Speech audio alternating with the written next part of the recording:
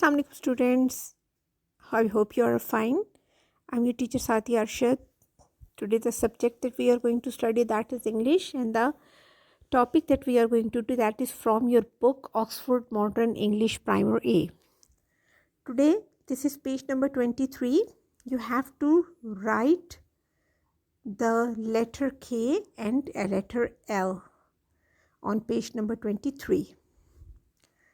And the given block you have to write la log, la leaf, and just leave it is ice cream. So don't fill this block. Next writing is M and N, number and nail, and just leave the pencil because it's P. The next page is page number 27. This is O and P. The writing of O and P.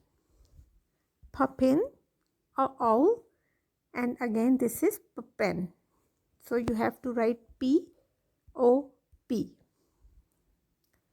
So these are 3 pages that I have given you, page number 23, 25 and 27. You have to write and trace on these 3 pages.